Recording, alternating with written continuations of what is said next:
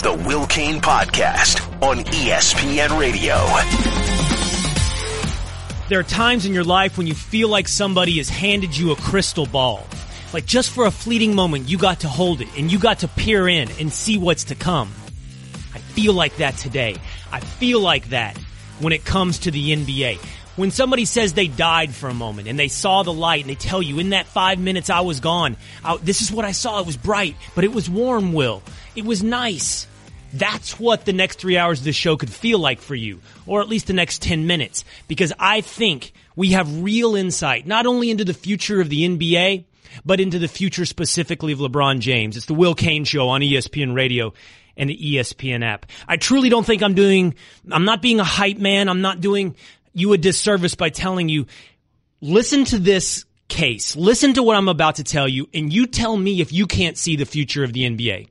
Brian Windhorst has a fascinating article up on ESPN.com right now. You can go check it out. And what it says is, if the Cleveland Cavaliers want to keep together the team they just created, the team they just traded for, LeBron James, Rodney Hood, Jordan Clarkson, Larry Nance, if they want to keep those guys together into the future, if that's the plan, if that's what they're selling LeBron James on, it's going to cost them $300 million. Now, I understand how this works. We're fans. We don't care. We don't care what the payroll is. Does it affect ticket prices? Well, that's probably too attenuated, so we still don't care. Does it affect our cable packages? That's still too attenuated, so we still don't care. We don't care what it costs.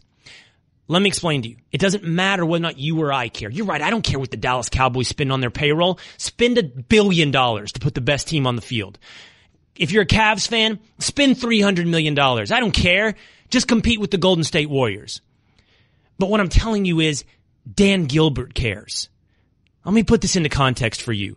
The record on most ever spent in the history of the NBA on total payroll came, I believe, it was in the mid-2000s, and it was the Brooklyn Nets, who spent $193 million on payroll. By the way, the Cleveland Cavaliers are a second at $190 million.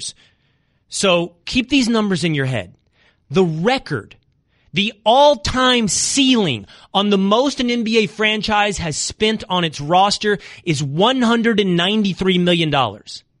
And for the Cleveland Cavaliers to keep LeBron James, Rodney Hood, Jordan Clarkson, Tristan Thompson, J.R. Smith, to keep that squad together. The one LeBron James said, we got a blanking squad now, boys.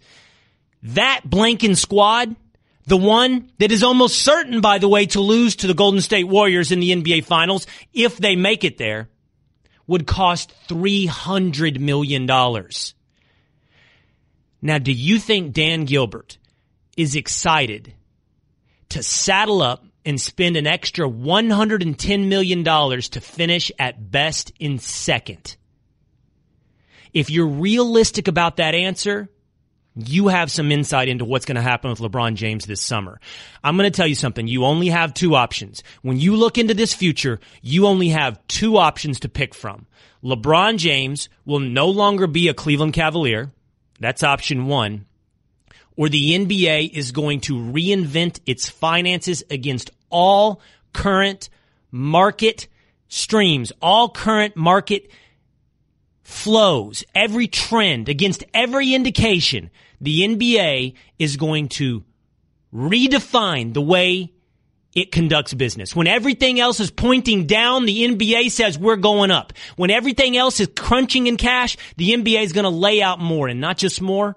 I'm talking about hundreds of millions of dollars more. Yesterday, Brian Windhorst was both on my program on the Will Cain Show and on Stephen A. Smith's show, and he talked about LeBron James' options this summer might not be as plentiful as we'd all like to believe. Listen. This is the big issue. I don't know if any place made great sense for him. And this is why there were people in the league, executives that I talked to, even an owner that I talked to, who said, if I was Dan Gilbert, I would call LeBron's bluff. I would put him on blast and say, I'm not going to add to this team unless you commit to me. I'm not going to bring more salary on in the future unless I know that it's going to be around you. I'm not going to get complimentary players to you unless I know you're going to be here, because they didn't believe that LeBron had a legitimate place to go. Now, by the way, Dan Gilbert took on an extra $10 million in payroll when he made the trade for Clarkson, Hood, Nance, and Hill. And when he took on these 4 extra players, he already decided to add to his luxury tax bill. By the way, Cleveland Cavalier fans should never hate Dan Gilbert. Pundits and talk show hosts who think they know what's going on in the NBA should never trash on Dan Gilbert. There should be statues made to Dan Gilbert, not just out in front of Quicken Loans Arena in Cleveland, but all throughout that city. Because what this man, he may write letters in Comic Sans, and he may be emotional like a fan like you and I. And I don't know, maybe his personality stinks. I don't know. But I'm willing to tell you this. He is spending at ungodly records, ungodly pace to keep together this Cleveland Cavaliers team. But here's the thing. Can it go on forever? $300 million. That's $110 million more than the record. Now, how did we get here? Well, we got here because Dan Gilbert was willing to give LeBron James what he wants. Under this scenario where they spend $300 million, LeBron James would make $35 million, Kevin Love $24 million. This is the key. Tristan Thompson $17 million, J.R. Smith $15 million, Jordan Clarkson $12 million. The guys that LeBron wanted, that he said had to be here, are the ones breaking their financial backbone. And Rodney Hood, who will be a free agent, a restricted free agent this summer, pencil him in for just $12 million. And that gets you to $300 million in payroll. Why? Because it's $150 million in luxury tax. The Cavs are in a repeater tax territory. They're super taxed because they've been over the cap for so long. Because Dan Gilbert's been so willing to spend for LeBron James. So, here's your choices. Will Dan Gilbert spend $300 million, $110 million more than the record? Will he spend that in a climate where business is not looking necessarily rosy? Now, I know we say, the NBA is growing, it's looking great. Let me just tell you this. This is the context we're putting this in. The English Premier League just renewed its rights in England. Okay, this is the major soccer league in the United Kingdom. The new rights package was down 16%. 16% down. That's what it sold for. We're talking about NFL ratings having problems. The NBA is in a window, a rosy window where the last couple of years money's been going through the roof for players, for franchises, for rights fees, for television networks, going through the roof. Is the NBA going to be able to buck a trend that's affected almost every other sports league? So Dan Gilbert gets to decide, I'm going to spend $110 million in a climate where the finances are shaky, where my cap is second place to the Golden State Warriors, where I'm now having to put together a squad that's in the midst of debates about whether or not it can win the East. I can spend an extra $110 million for that, or I can let LeBron James go and start over. That's all that's left. He's either going to reinvent finances in the NBA, or he's going to let LeBron James go away. Now, Cerruti, I know that earlier today when I brought this to you, you said I'm treating the NBA like NBA 2K. That I'm saying you can just move on from LeBron James. We were talking about John Wall at the time as well. You think, when you hear all this, Cerruti, it's still obvious. You pay LeBron James no matter what it takes. I just don't understand why. The thing that you're missing out on is, they're not a lock to win the championship this year, and they probably wouldn't be a lock to win it next year, and they're far from it. But they're not that far off of they're a Durant injury or a Steph Curry injury or them getting a disgruntled star going to Cleveland in some sort of ridiculous trade to be the best team in the league. So you're saying because they're 2 and not 1 right now that they should just give up and quit and not pay any of that money. I just think that's such an odd thing to do. And if Dan Gilbert doesn't care, then why do we care? Well, that opts out of the entire reality-based conversation. I'm telling you what is, man. I'm telling you this is what's on the table. This is the choice you get to make. And I don't know if Dan Gilbert cares, but I've never met anyone, whether or not they're a billionaire. Actually, people that don't have money might be more willing to do this, but people that have made money, no one likes losing money, much less $100 million a year. By the way, the Cleveland Cavaliers, according to Brian Windhorst, lost $18 million last year. Lost $18 million at their current payroll. You're going to add $110 million to that, so they're going to lose $130 million. I don't care if they're winning the NBA championship. That makes every owner's but clinch up. That makes everybody go, losing $120 and $30 million a year? I don't care if you're winning trophies all over the place. That makes everybody, shrink up. All right, I'll tell you what. I'll explain it to you this way. This is not only going to affect the Cleveland Cavaliers, it's going to affect the Golden State Warriors. That straight ahead on the Will Cain Show on ESPN Radio and the ESPN app. Hi, everyone. Will Cain here. Support for the Will Cain podcast comes from our friends at Rocket Mortgage by Quicken Loans. Chances are you're confident when it comes to your work, your hobbies, and your life. Rocket Mortgage gives you that same level of confidence when it comes to buying a home or refinancing your existing home loan. Rocket Mortgage is simple, allowing you to fully understand all the details and be confident you're getting the right mortgage for you. To get started, go to rocketmortgage.com/will. Equal housing lender, licensed in all 50 states, NMLS consumeraccess.org number 3030. If you're LeBron, where would you go? I'll go Golden State. You can't be serious. I'm not joking. One, he's older. He's on his way down. He's 3-5 in the finals. We'll get 3 more. Get 3 more. You're lying. Here's the funny thing about that cut from Shaquille O'Neal today on First Take. He said LeBron should go to the Warriors. That's not crazy, okay? Here's why that's not crazy. I'm laying out to you. I feel like I've given you a crystal ball into the future of the NBA. And inside this crystal ball, there are really only 3 paths. I told you in just a few moments ago there are 2 paths. But there are 3. It's time for Straight Talk, brought to you by Straight Talk Wireless. Best phones, best networks, no contracts. Here are your 3 paths, okay? The crystal ball is telling you this. That the Cleveland Cavaliers, if they want to keep together this roster that includes LeBron James, Rodney Hood, Jordan Clarkson, Tristan Thompson, J.R. Smith, if they're going to keep that roster together, it's going to cost Dan Gilbert $300 million. Now, when you say numbers like $300 million, I know very well you're driving in your car or you're watching me on ESPN News and you just heard this. I said $300 million and you heard, and I say $300 million and you go here. It means nothing. Most of us can't even fathom that kind of money, so we dismiss it. And I think that's where a guy like you, Cerruti, you wave your hand at it. Like, who cares? Who cares $300 million? Because you're hearing, if I said $200 million, it wouldn't mean anything different to you. What I'm telling you is, not that I have special insight. I'm not a billionaire. I don't know what this feels like, but I'm pretty good at, I was okay at math. It wasn't my strongest subject, but I know that $300 million is way more than $190 million. And so what I'm telling you is this. If the record for spending in the NBA's history is $193 million, and Dan Gilbert's going to have to spend $300 million to keep this squad together. Yes, a squad that I think is capped out at losing in the NBA Finals, but I don't even care. Say they're going to win the Finals. I don't think it changes the analysis. Because this, by the way, we'll do this a little later in the show. You know who else this is going to affect? The Golden State Warriors.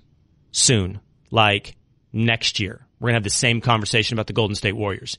But Dan Gilbert's going to have to pay $150 million in luxury tax, okay? And then an extra $110 million for this team to keep LeBron James. He lost $18 million last year, according to Brian Windhorst, okay? So that means he's going to lose $130 million a year. A year, man. Now, but Warren Buffett's worth something like $50 billion. He didn't get there by losing $100 million a year. Nobody got anywhere losing $100 million a year. Nobody's signing up for that. So your 3 paths. Number 1, LeBron's gone. This is over in Cleveland. You can't bite this kind of bullet. He's gone. He needs to go to some place with better finances. Number 2, the NBA is about to be reinvented. Dan Gilbert's going to pioneer a path where every NBA franchise that wants to be competing at the highest level is going to be paying ungodly sums of money, $300 million plus, to compete for championships at a time when rights fees in general are going down. Or number 3, players are going to have to do what Kevin Durant did, but on a more extreme basis. Take a lot less money. Somewhere that money's coming out. From the owner's pocket, from the team's budget, or from the player himself taking less. That's it. So when I say Shaq saying LeBron going to Golden State's not crazy, well, that's your 3rd path. I want to compete, so I'll play for the mid-level exception. I'm already rich. That's your 3 paths. That's it. Kwame in Missouri, what's up? You're on the Will Cain Show. Hey, Will. Thanks for taking my call. So I'm a huge Arsenal fan. I like English soccer just like you do. If you compare your team, Man City, to my team, you guys spend a lot of money, and my team doesn't spend a lot of money. That's why you guys win. But to bring you back to LeBron, I'll remind you of the value of the Cleveland Cavaliers when LeBron left. You know, the franchise value dropped so much. When he came back, everything around Cleveland downtown, from what I understand, the value went up. So, yes, you know, Dan Gilbert will have to spend a little bit more money. But I think when you look at his whole business involving the arena, the revenue he generates from advertising and all that, he may still come out ahead, even if he has to spend a lot of money compared to the other teams. You know, I understand. That's what I think, look, you know. You're right. Jersey sales, but not just that. That's actually the small crumbs in the pie. The value of the Cleveland Cavaliers franchise, drawing people downtown to Quicken Loans Arena. I'm sure Dan Gilbert has real estate plays around the arena. It increases the value of those things. You're right. But the point I'm making in the end, Kwame, and the one I'm making to you, Cerruti, and everybody, is you're the one treating this like NBA 2K. Can you tell you upset me a little bit in the meeting today when you said that? You upset me in the meeting today. It was tense in the meeting this morning. I was angry. You were angry. I kind of took a shot at you with the John Wall thing. I kind of like that, though. Oh, do you? I do, yeah. Working me up in the meeting I do. I think it worked out well. The people wonder why I come on already worked up, and people wonder why I'm mad. I'm just priming you for the show. You're the one treating it like NBA 2K. That was one that really got me. You're trading players like there's no cost benefit in any of this. Let me tell you this. This is how it happened. I said to you this. What is the Wizards' record without John Wall? Right? That's what I said. And do you have that answer right now? Yeah, I think it's 7-2 in their recent run without him. They started off 5-0. They're playing pretty well, right? They're playing pretty well without John Are you Wall. saying that you don't want John Wall on your team then? Is that what you're saying? See, okay. But then what else are you saying? It's like I'm in a kindergarten debate. I mean, this is how you get, like you took it there. Like that's how you got mad. I decided because of a 7-2 run, I don't want John Wall. All right. Sorry. That's what you think I'm sorry. I interrupted you. What is your point? Do you think I'm saying I don't want LeBron James? Yes, is that I what do. You hear? So I say $300 million. You don't hear, hold on. You don't hear, you hear, he hates LeBron James. He hates LeBron James. That's what you hear when I say this stuff. I think you're looking at it in the simplest of forms, just purely they have to spend $100 million more dollars. You're not looking at all the other things that help the Cavs because they have LeBron on their team. So, Rudy, the simplest of forms is sitting here going, LeBron James, the greatest player on the planet, and anybody'd want to have him, and you got to shell out $100 million. The more complex thought process is every player in the NBA, every person on earth has a cost-benefit analysis. You sitting in that chair have a cost-benefit analysis. You're tilting on the cost side today, by the way. You have a cost-benefit analysis. I have a cost-benefit analysis. And so, yes, LeBron James is great. He makes the Cavs better. He makes Dan Gilbert money in ways that, as Kwame and Missouri point out, we can't even account for. But I also know this. I can't account for $110 million in record-setting payroll. And that's a cost benefit that you have to factor in. I'm not wrong on this analysis. One of those three things is going to happen. I'm not making a prediction on which one. Maybe the Cavs are going to reinvent basketball and say, you know what? Everybody has to spend $300 million now. Maybe that's what will happen. Or maybe LeBron's gone. But I'm telling you this, you don't just trade him like an NBA 2K because, you think you can get KD and Steph for him. No, everything has cost benefit, even LeBron James. That's Straight Talk, brought to you by Straight Talk Wireless. Best phones, best networks, no contracts. Speaking of heated, this happened also in the meeting. Should Nick Foles get out now? Okay, is this his time to get out of Philadelphia? In other words, should he strike while the iron's hot? Let's ask Damien Woody. He's going to jump in with me in just a moment. It's the Will Cain Show on ESPN Radio and the ESPN app. Mike Golick here. ADT, the +1 security company, can now help keep you safe at home and when you're on the go. Get started with the ADT Starter Kit professionally installed for only $49. Plus, you'll get ADT Go, the new family mobile safety app and service with 24/7 emergency response for free with any ADT security system. Go to ADT.com/podcast to learn more today. Requires 36-month monitoring contract, QSP and Easy Pay. Activation and early termination fees may apply. Certain markets excluded. Licenses available at ADT.com. Additional charge for ADT Go premium services after March 31st, 2018. This is Will Cain. What's up, Eric? Usually I don't agree with you, but you're making great points today. How are you finding yourself disagreeing with me 99% of the time? I don't know what it is. Maybe it's just how you are, I suppose. Speaking of disagreeing with me, and if you missed the show yesterday, Los Angeles Clipper guard Pat Beverly jumped on the program to tell me all the ways I don't know what I'm talking about when it comes to basketball. In fact, he went so far as to say LeBron James and a bunch of role players are a lock to win the East. You can see it on YouTube. It's setting, I just got a note last night from ESPN.com. It's Bonzo on YouTube. You can see the numbers where people are watching it left and right. You can see it on our podcast, the Will Cain Show, on the ESPN app, on the Listen tab, or you can see our show on demand right now, guys. What? You go to, same thing? Watch tab on the ESPN app. Watch tab. Man, we're everywhere. Podcast, on-demand video, iTunes. Go check it out. The Pat Beverly conversation was right. It was cool because, look, here's the thing I want this show to be. That. If you hear something you don't like, well, come on then. Tell me how I'm wrong. 888-729-3776. That's why I always invite this guy in, because I like this guy. Damien Woody in studio giving us the Straight Talk, brought to you by Straight Talk Wireless. Best phones, best networks, no contracts, right? You never had any problem. I'm wrong, right, like Damien? Man, I'll call it like I said. If you saying some stuff that I don't agree with, man, I'm gonna call you out. I'm gonna call you out. What did you say this morning? What did I hear you said this morning? Did you say Kirk Cousins should be a Cleveland Brown? Is that what I heard? No. See, now you're trying to make up stuff for like content for your show. Like, no, you're not gonna put me out there like that. No. Hold on, Damien. Hold on. Yep. Okay. This is how this show works, all right? Let me just explain to you something. Yeah, so break it down to home, me. Okay, hold on. Everybody at home is like, Will's wrong all the time. I own my losses. I was wrong about the Eagles. Let me explain to you something. Don't you get comfortable saying I'm wrong like Damien just did, because this will happen to you. I'm going to play the audio now from NFL Live. Go. Anytime a team has a ton of cap space, which the Cleveland Browns have, they have cap space, they have a plethora of draft picks. One thing about the National Football League, you can rebuild quick. And I know we're talking about the Cleveland Browns, and they got new people in the front office, but they have everything that could turn this thing around quick. They got money and they got assets. So if you're Kirk Cousins and you're looking at this thing, yeah, maybe they don't have Jeremy Bates and that connection to Mike Shanahan, but they have the other assets that's appealing to you as a football player. See, there you go. You're taking this whole. I don't even need to be here. You're taking the clip. Damien versus Damien. No, you're taking the clip, and it's just all out of context. All out of context right now. All out of context. The first thing I said about Kirk Cousins, I said right off the top that Kirk Cousins is going to sign with the Jets.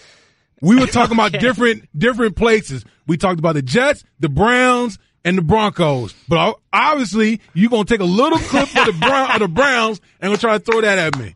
Way to go, Will. I asked you specifically. I said, did you say on NFL Live, should Kirk Cousins sign with the Cleveland Browns? You told me to my face just now, no, and then I played the audio of you saying just that. I didn't say that he should go sign with the Cleveland Browns. I'm saying, listen, is it an option? It's an option, but I didn't say he's going to sign there. The man did say the number one thing is winning. So he goes to the Jets? So the Jets are the answer to that? Yeah, listen. Do we need to talk about this? Because we can get into this right now. Okay, yeah, I feel like we do need to talk about it. Listen, anyone who watched the Jets last year, Jets finished 5-11. A lot of close games. They should have had more than 5 wins last year. Obviously, Josh McCarron got hurt. That hurt their chances the last couple games of the season.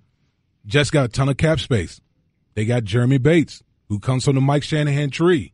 Who drafted Kirk Cousins in Washington? Mike Shanahan. See the connection right there? That's why I said the Jets are the likely favorite to land Kirk Cousins. Are you a Kirk Cousins believer, Woody? Do I think he's a savior of a franchise? No, but I think do I think he's a top 12 quarterback? Yeah, I think Kirk Cousins is a top 12 quarterback. And if you're the Jets, 12. Top 12 quarterback in the National Football League. And if you're the Jets, you need a quarterback. Haven't had one in forever. Well, what would you do if you're the Vikings? If you're a top 12 quarterback and the Vikings are essentially a quarterback away, is he enough of an upgrade over Case Keenum or Teddy Bridgewater to spend the kind of money it would take to get Cousins in the door? Is he worth that difference? No, I don't think if you're the Minnesota Vikings that you would go out there and spend that type of money. They got to the divisional round with Case Keenum last year. They got Teddy Bridgewater, Case Keenum. And then Sam Bradford, who's an unrestricted free agent. They can pick one of those 3 guys and put themselves right back in the mix next year without spending all the money on Kirk Cousins. Right. Like I just got done railing on with LeBron James and the Cavs. Everything is cost benefit. That's the thing with Kirk Cousins. It's not, is Kirk better than Case Keenum? It's, is Kirk $10 million a year better than Case Keenum. That's correct. And however much in guaranteed money. That's correct. Hey, if you're Nick Foles, okay, I know it's going to be hard for you to pretend like you're a quarterback, but pretend like you're a quarterback for a minute. If you're Nick Foles, is now the time for you to push for a trade? I mean, your iron is hot right now. Should he be saying, I need to get someplace else this offseason? I mean, if you're a competitor, wouldn't you want to play? Would you want to sit behind? Yeah. Would you want to sit behind Carson Wentz? I mean, I don't know many guys that want to sit the bench, basically. If you're a competitor, you want to go play. Now, granted, it's a great situation. Doug Peterson believes in him. But if you believe in yourself, I want to bet on myself. I want to be out there starting. Yeah. I think this is just his market peak, man. Like, it's just not going to get hotter than this. The iron is scorching hot right now. Scorching hot. Red. All right, man. Listen, when you come on my show, I want you to come. Next time you need to be in studio. You need to be okay, none of down. none of this whole you're in New York and I'm up here at Bristol. Next time you need to be right here in the studio so we can battle one-on-one. Well, look at the damage I did when I'm even remote. I mean, I used your own audio against you in 30 seconds. If I'm in person, it could be ugly for you, man. Okay, listen, we'll continue to the next time you're up here. Bet on that. All right, good to see you, buddy. Yes, thanks for coming on. Damien Woody in studio giving us the Straight Talk, brought to you by Straight Talk Wireless. All right, this is Will Cain Show, reminding that you can listen to all 3 hours of the show on your phone on the ESPN app. Straight ahead, let's get into that Nick Foles thing for a minute because I want to lay out the case that this is the time. I'm going to tell you exactly why Nick Foles should go to the Eagles and say, trade me. It's the Will Cain Show on ESPN Radio and the ESPN app. I'm telling you, if you're giving Nick Foles career advice, if you're his agent, if you're his buddy, if you're his manager, if you're his turtle, you need to go to Nick and say, now's your time, man. Now's your time. You got to strike while the iron's hot because it is never, ever, ever going to be hotter. It's the Will Cain Show on ESPN Radio and the ESPN app.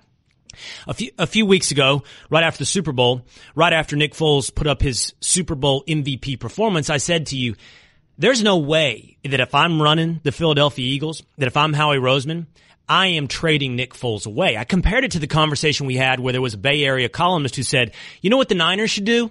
The Niners should trade Jimmy Garoppolo and sign Kirk Cousins. I said, look, man, that's 1 too cute. That's splitting 2 10s at the blackjack table. You got a 20 here. The odds of the dealer hitting 21 are low. You never split 2 10s. You hold.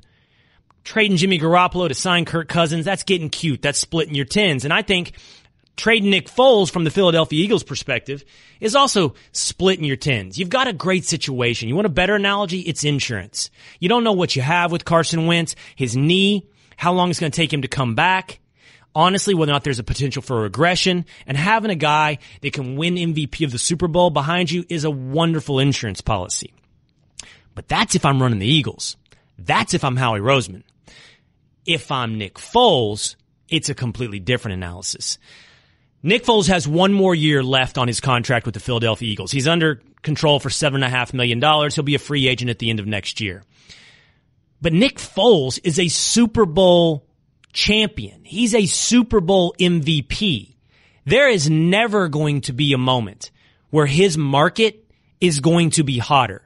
Now, if you really want to poke holes in my use of the word never, you can tell me about the Eagles repeating next year and Foles guiding them to a second championship and getting a second MVP performance. But at that point, if that happens, we're going to have a conversation about trading Carson Wentz, not Nick Foles.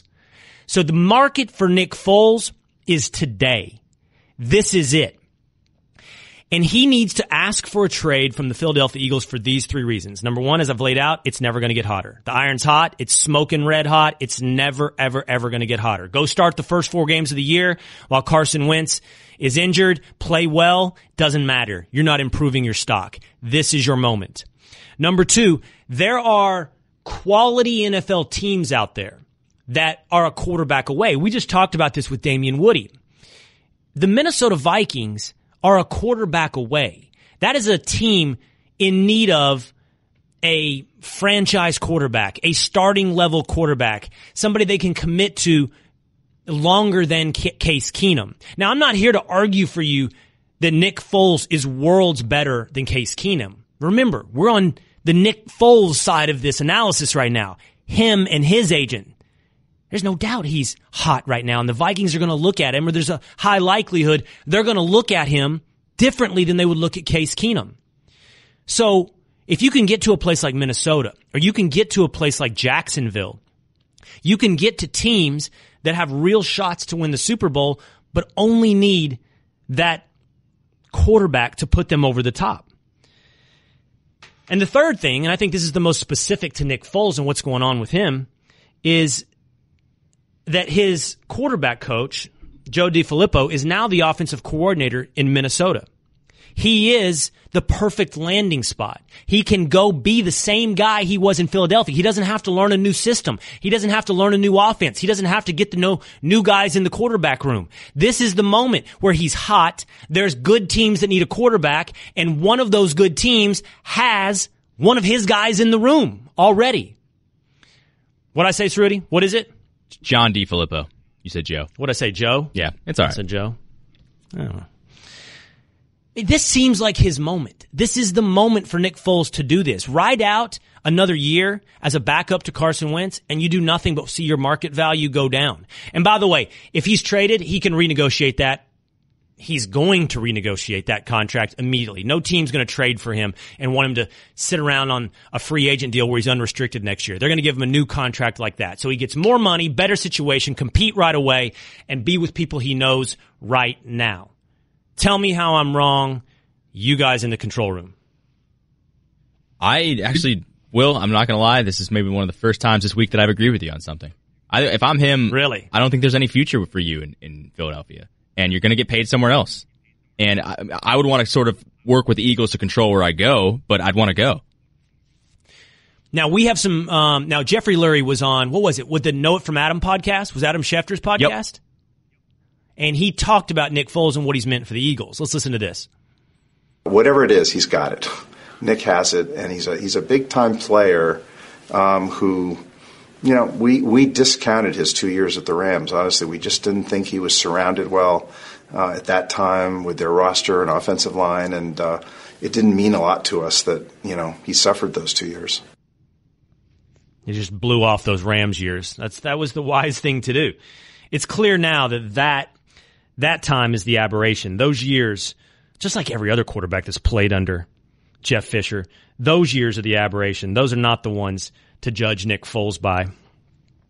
So, how much time do we have here? 1 minute? Do you want to give Dan Z the microphone, or should we not? Is that a risk? The sports cretin? He's shaking Dan his Z head is shadowing the show today?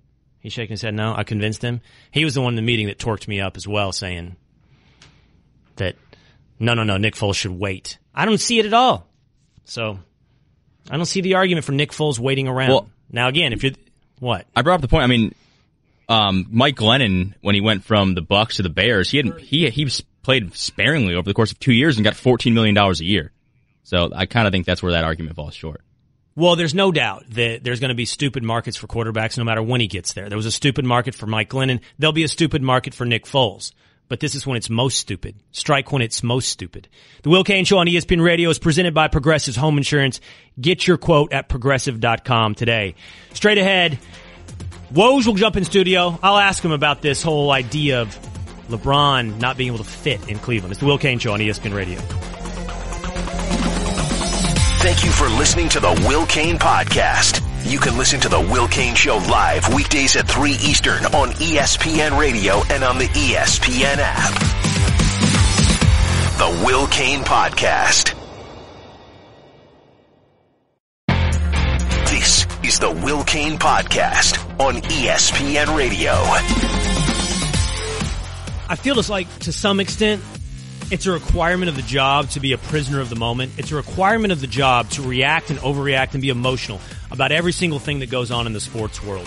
And yesterday, we were supposed to talk about and pretend that the Cleveland Cavaliers are all of a sudden a real threat to the Golden State Warriors and a lock to win the East because they've won 2 impressive games in a row. And now, the prisoner of the moment situation is we're supposed to question the Golden State Warriors because they're no longer in first place in the Western Conference. Last night, the Golden State Warriors lost. The Houston Rockets won. The Houston Rockets are now a half game head on the Golden State Warriors for first place in the West. And this has sent everybody, I guess, into a reevaluation of what's going on with Golden State. It's the Will Cain Show on ESPN Radio and the ESPN app.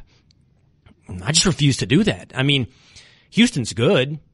Houston has a puncher's chance against Golden State, but Golden State is not a different team than the one that dominated everybody last year.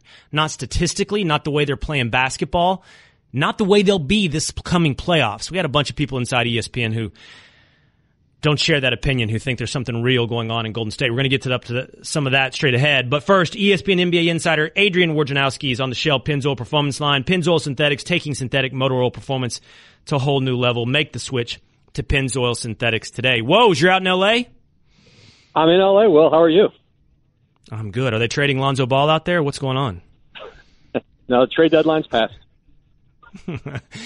Do you, Stephen A. Smith talked about this earlier this week. The LeVar Ball tension, I guess, has had some wondering now. How secure is Lonzo Ball with the Lakers? Now, we were halfway into his rookie season, and I don't think any of this has to do with his basketball abilities or who he's been on the basketball court. But have you seen, and I know Ramona Shelburne has a big piece up on ESPN.com right now, but have you seen that the LeVar Ball tension has worn itself thin at all in the Lakers front office? I think it's an annoyance. I don't think there's any question it's an annoyance. I don't think it's something that would cause them to just say, we're going to trade the player because of that, or we're going to move off of the number 2 pick in the draft, who we really believe in, whose talent we really believe in. I mean, there's no question they have to work through this. But in the end, I think like they've committed to, you don't take a player number 2 and then just move off of him. I mean, it's very rare, and that's an important position on the court. I think, they've seen, now he's missed a lot of time, but they've also seen him impact winning. That's a tough position to come into the NBA in at point guard at 19 years old. And, you look through history, not everybody's, very few guys walk in dominant there. And he has shown an ability to really impact winning. And so, I think they're in it for the long haul. And, the LeVar thing is, he talks and he'll talk. And I don't know that that's going to change. I think they look more closely at, does it impact Lonzo? Does it impact the player? If it's not distracting him, then that's really our concern. I think that's how they're looking at it with the Lakers. I think Ramona's piece reflected that. You had an awesome piece up just yesterday on a TikTok that led up to the trade deadline and all the machinations that Kobe Altman went through in Cleveland. How close were the Cavaliers to pulling off a trade for DeAndre Jordan? I mean, they certainly got down the road, and they had to make a decision ultimately about where they wanted to invest, the roster positions and the money.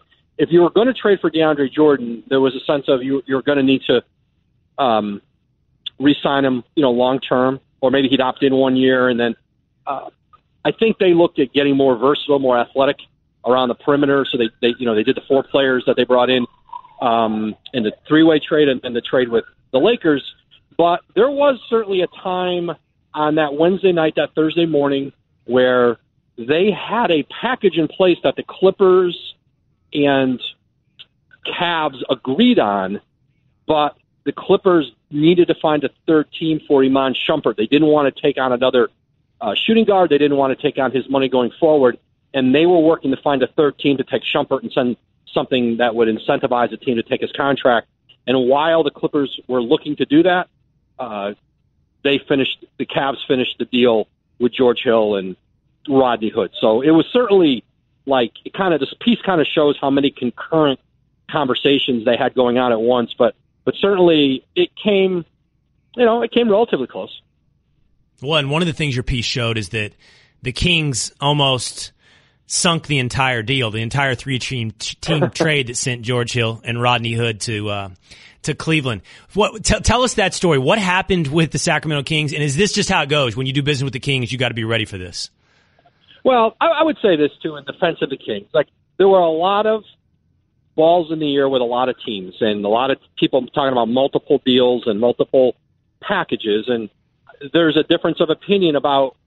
It felt like news to Cleveland and Utah that Papagiannis would be in the deal.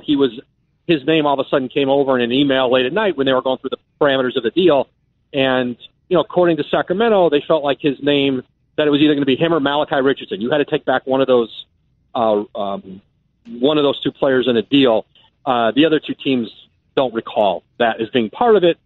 And in the end, Sacramento did not want to pay they were going to waive him, and they wanted teams to pay the money on him getting waived. And so Cleveland was willing to do it, and they had to convince Utah, there was a time where they were ready to pull it. They were going to pull out of it. They really did pull out of it, and then were convinced to put in $1.1 million to pay the Kings because they were going to waive the player, and then they got a little bit of a draft swapping of picks in 2024. But I think what that piece shows is how hard it is to get these deals done, how complicated it can be, and how they can teeter on sometimes a very small thing. And a team, it's hard to get these multiplayer deals done. And I hope that was a window into showing people that a lot of stuff has to come together in a very short time to make it happen. And to Kobe Altman's credit, he engineered and orchestrated that deal, the Laker deals, and then obviously moving Dwayne Wade back to Miami.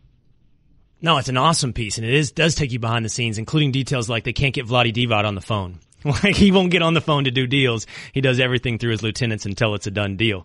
Hey, so the buyout market extends right here through the end of March. Will there be or the beginning of March? Is there any big names that could be bought out that could change some of these championship teams' rosters going forward? I don't think any big names that really would impact the postseason. It's been interesting. What you're seeing is, right now you've had, you had Greg Monroe, which came before the trade deadline, and then you had Joe Johnson, Brandon Wright, who both went to Houston. I think a lot of us thought there were going to be more buyouts, and teams are not going to, an agent's not going to get his player bought out somewhere unless he knows there's somebody out there to sign him. And what they're finding is a lot of teams who are at 14 roster spots are just saying, we're fine. We're not adding anyone. Now, you also have till March 1st to add for a player to be bought out, to be able to be eligible to be on a playoff roster. He doesn't have to be signed by March 1, but you have to be free from your team. So there could be more that come. But what you're seeing are teams, and this isn't going to be something the Players Association and the union are going to be very excited about. Teams are saying, we're going to stay at 14, and that's fewer jobs. That's fewer guys in the league. You can have 15. And so that's been interesting to see. Part of that is it because teams just don't think they have a chance? It's not worth spending the extra money. Teams are staying out of luxury tax, whatever it is. There's not a great appetite. There's a lot of agents who have players who they would love to get bought out and teams are willing to buy them out, but they're not going to do the buyout if all of a sudden they just give that money back to leave a team and they don't have another job waiting for them, to finish out the year. All right, Woj, appreciate your time today, man. Thanks, Will. Anytime, man. Okay. There's that luxury tax I've been talking to you guys about. There it is. It's not just going to impact, by the way, end of the roster seats. It's not just going to end up affecting how many guys are on the team. I'm telling you right now, it's going to affect who? It's going to affect LeBron James, and it's going to affect that roster of the Golden State Warriors. But first, why is everybody a prisoner of the moment? Why is everybody all of a sudden reevaluating who the Golden State Warriors who the Golden State Warriors are? We're going to play that sound in a second because I'm a little bit of a prisoner of the moment. It's the Will Cain Show on ESPN Radio and the ESPN app. Hi, everyone. Will Cain here. Support for the Will Cain podcast comes from our friends at Rocket Mortgage by Quicken Loans. Chances are you're confident when it comes to your work, your hobbies, and your life. Rocket Mortgage gives you that same level of confidence when it comes to buying a home or refinancing your existing home loan. Rocket Mortgage is simple, allowing you to fully understand all the details and be confident you're getting the right mortgage for you. To get started, go to rocketmortgage.com/will. Equal housing lender, licensed in all 50 states, NMLS consumeraccess.org number 3030. The Golden State Warriors lose to the Portland Trail Blazers 123-117. They had an ugly first quarter, gave up 40 points in the first quarter. At the same time, the Houston Rockets beat the Sacramento Kings and slipped a half game ahead of the Golden State Warriors for first place in the Western Conference. And that has sent heads spinning. That has had everyone apparently reevaluating who exactly the Golden State Warriors are. Because, look, we don't have to reevaluate Houston. Here's the thing. Houston's good. Houston has a puncher's chance to beat the Golden State Warriors. I mean, despite where they stand in the Western Conference standings right now, they're the second best team in the West. And in a 7-game series against the Warriors, they're quite possibly the only team in the NBA that has even that puncher's chance that I describe. But let's not hyperventilate. Let's not be a prisoner of the moment. Let's not do the thing we did yesterday. Yesterday, everyone had to tell us that now the Cavs can really compete with the Warriors. Now the Cavs are a lock to win the East. Why? Because they've had 2 good games in a row with their new look roster. We're not going to, because the Warriors are a half game back of the Rockets now, we have to reevaluate everything about the Warriors. We can't state the obvious, which is they're far and away the best team in the NBA. Does Jalen Rose disagree with that? Let's listen to Jalen. I'm tired of the media giving the Warriors this pass that every time they lose a game, it's because they're so complacent. No, they're playing against other professional teams that show up to play against the champ and give them their best shot every night. And sometimes they don't emotionally bring it, leading the league in texts, leading the league in ejections. Dame Lillard shot them down with 50. They didn't lose. They got beat in Portland. So the Houston Rockets continue to improve. They built out their roster. They just added Joe Johnson. We know that they're basically unbeatable when Harden, CP3, and Capella play. Mm-hmm. They are a legitimate threat in the Western Conference. They are, first of all, Jalen, my friend, you are the media. This is several days in a row now. Do I do that too, by the way? Srudy, do I call out the media while being the media? I do, I think. Yeah, somewhat. Although sometimes you take a stand, you recognize that you're part of the media, but want to take a different stance. He's blatantly saying like the media is something that's not who he is, and he in fact is in the media. It feels different. Doesn't make any sense. Yes, just because you used to be on the other side of the table, now you're on this side of the table. But I get it. Okay, I'm gonna withdraw that criticism because I think I do that too sometimes. Yeah, of course Houston is a threat. Yes, Houston is a threat, but Jalen points out that the Warriors lead the league in techs, the Warriors lead the league in ejections. These aren't signs of a team that has serious basketball issues. These are signs of a team that's bored. These are signs of a team that might be getting a little bit cocky, might be finding their personalities. We don't know what Kevin Durant is doing. Among the Golden State, is he ahead of Draymond, by the way? He is, right? He has more techs than Draymond this season, I believe. So I don't know what's going on with Kevin Durant. He's, trying his best to be a villain. But that's not an indication at all of the Golden State Warriors being vulnerable in the playoffs. That's not an argument for somebody beating the Golden State Warriors. You can argue for the Houston Rockets. And I think Brian Windhorst lays this out. Brian Windhorst says this Rocket team has what it takes. Listen to Brian. They are the first team that was bred to kill the Warriors. The Cavs beat the Warriors 2 years ago on the back of some circumstances and some incredible play from LeBron and Kyrie. This team is actually constructed to handle the Warriors. What do you mean by that? They have long, athletic wing players. They have guys who can shoot at 4 positions. They have terrific switching ability. They have multiple ball handlers so that if James Harden goes off the court, they have Chris Paul there. They are as deadly of a team the Warriors would have faced. And here's the other thing. This is not minor. The Rockets want this number 1 seed. The Rockets believe that their chances of beating the Warriors really increase if they can get that number 1 seed, and they can start and finish that series at home. It's a pretty awesome idea. They were bred to beat the Warriors. But look at this. James Harden, Chris Paul, Trevor Ariza, Clint Capella. There's your top 4. Against what we still know is such an overwhelming top 4 in Golden State that it's absurd. Kevin Durant, Steph Curry, Klay Thompson, Draymond Green. Who do you have more faith in over a 7-game series? The Golden State Warriors, I don't see. Yeah, if Houston gets hot, they can take a game or two. They can make this a series. They can do more than Cleveland can do. They can do more than Cleveland did last year to compete with Golden State. But it's not, they can't, I just can't see a scenario where they can do it 4 games in a 7-game series. Let's hear, Brian said what a series between the Rockets and the Warriors would look like as well. Let's hear what he had to say about that. If this series takes place, it would be an incredibly interesting series because both teams can defend and both teams can shoot. So, if Shaq says he doesn't think the Rockets can shoot well for 4 games, well, you could say, well, we don't think the Warriors are going to shoot well for 4 games. That could go back and forth. No. So he's referencing Shaq there. Is that what he said? Shaq is questioning whether or not the Rockets can shoot well for 4 games. That's what I'm saying. They're great. They can bomb it away. But for 4 straight games versus, I'm sorry, Brian, I don't have any doubts about what Golden State can do over a 7-game series. I don't have any doubts about who they can rely on and whether or not these guys are going to disappear. Kevin Durant, Steph Curry, and Klay Thompson in a 4-game series. You can't find a 7-game series. You can't find 4 games there of hot shooting between those 3 guys. You can't find 4 wins between those 3 guys. Add in Draymond.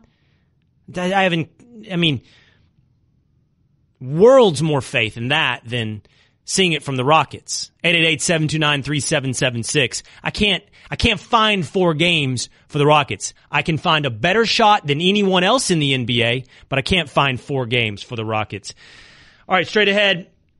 First big news for the Willisha. You can now watch us whenever you want. I mentioned this earlier. You can go see the Patrick Beverley debate from yesterday. Download the ESPN app and just tap on the watch tab to watch full episodes of the Will Cain Show whenever, wherever you want. All right, you can give me a call, 888-729-3776. Do you think the Rockets are a real threat to the Warriors? Plus, I'm going to lay out the case again on why not only this massive $300 million payroll is going to drive LeBron James out of Cleveland, but ultimately, and not too far down the road, it's going to tear the Warriors apart too. It's the Will Cain Show on ESPN Radio and the ESPN app. Mike Golick here. ADT, the +1 security company, can now help keep you safe at home and when you're on the go. Get started with the ADT Starter Kit professionally installed for only $49. Plus, you'll get ADT Go, the new family mobile safety app and service with 24/7 emergency response for free with any ADT security system. Go to ADT.com/podcast to learn more today. Requires 36-month monitoring contract, QSP and Easy Pay. Activation and early termination fees may apply. Certain markets excluded. Licenses available at ADT.com. Additional charge for ADT Go premium services after March 31st, 2018. You are the reason why I changed the station. I started listening to classical music. Will Cain, you're garbage. Get out of here. Don't agree with Will? Not sure how that could happen. Call 888-SAY-ESPN now. I don't know if y'all heard, but John Wall and Marcin Gortat are back in each other's good graces. They're getting along again. You see, things had gotten rocky in Washington with the Wizards. John Wall went out in late January with an injury, and immediately the Wizards went on a winning streak. Put a couple wins behind him. They've been 7-2 since his injury, and Marcin Gortat tweeted this out at the beginning of February. He said, "Unbelievable win tonight. Great team victory." And he put team in quotation marks. But this now led to some back and forth, which played out. And honestly, I see these guys are talking about it got blown out of proportion because they've met now. They got together, and according to ESPN's own Chris Haynes, they're all in good graces now. Not just Marcin Gortat and John Wall, but Bradley Beal and John Wall as well. But I don't think it was blown out of proportion. I mean, I feel like it was barely talked about. These guys were going on ESPN properties from the 6, SportsCenter 6 to the Jump, saying stuff. This is John Wall on the Jump. He said it was kind of shocking to hear a couple people say the ball is moving a lot better. And that's what I pride myself off of, being more happy when my teammates are scoring than I am. He felt like they were taking shots at him. And he went on the 6, and he said this to Michael Smith. Listen. It don't really make me feel two-way. It just made me feel like it wasn't classy the way they said it. You know what I mean? That's all it was. It really wasn't professional and classy to me. I feel like if you have a problem, you have my phone number, or you can talk to me personally. See, they're taking shots right there. So, but now, okay, they're all good. They've put it behind them. Let's see if Cerruti and I can put our problems behind us, because we had a really tense meeting before the show today, and a lot of it centered here on John Wall. Because I brought up, all I did was simply bring up how they playing without John Wall, and you just couldn't take that, right, Cerruti? I just want to know what you're saying. You're throwing this out there, and you're alluding to the fact that you don't think that they need him. So are you saying that they don't need John Wall? No. So what are you saying? I mean, I'm saying they've been playing pretty well without John Wall. Accurate, but like, what? There's no more to that. You're just saying that. Oh yeah, they're 7-2. They're playing okay without John Wall. There's nothing more than that. You weren't alluding to the fact that they might not need him. Why are you so defensive of John Wall? I'm not. I'm just wondering what you're saying. Like, you're not like you're trying to diss John Wall, but then you're not actually saying that they would be better off without him. Correct? I'm not trying. Gosh, are you and John Wall dating? I don't understand your sensitivity for him. I point out that they're 7-2 without John Wall, and you go into this place where you're like, "What are you saying? What are you saying?" I'm saying they're 7-2 without John Wall. That's what I'm saying. That's not a take. That's a fact. So what's your point? The point was, and you pushed me all the way to, this is an NBA 2K, Will. Like, you don't, all of a sudden you have a team, you don't want John Wall. The point is, and you know what? No, heck with this. I want to do this. This is what I'm saying. This is so funny because you think I'm doing NBA 2K, and I think you, and honestly, I thought Pat Beverly was doing it yesterday. You guys are playing like you're playing a video game here, and all you have to do is see which star players you can put together. And I'm telling you, sports is about more than having honestly, sports is about more, and basketball, even basketball, is about more than having the best player on the court. That's just a fact. There's things like chemistry, getting along, simply getting along, sharing the ball, style of play. All of these things matter if the point is to win games, if the point is the outcome in the end. Do I think that the Washington Wizards are better off in the long run having John Wall on their team? Absolutely, I do. Absolutely. Do I think it's noteworthy that they're playing better without John Wall? Absolutely, I do. And so you might find some lessons somewhere in between. And so when I say, for example, as just a correlation of that, you don't really know that much about the Cavs 2 games in. You haven't any idea of how that chemistry is going to work in the playoffs. You don't have any idea what the pressure, how that's going to affect these individual players. You don't have any idea about the monotony. These are real things in life. But you're talking about accumulating, star players. Who's playing NBA 2K here? Me or you? Me or you? Yeah, but Will, history suggests that star players do become available. They get disgruntled and they want to leave their city. So I don't think that's that ridiculous to say. What's not ridiculous to say? That star players become available semi-regularly.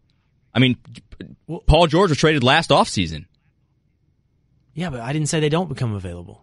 I don't know what we're doing here. Nick in Indiana, you're on the Will Cain Show. Hey, how's it going, Will? Good. What's up, man?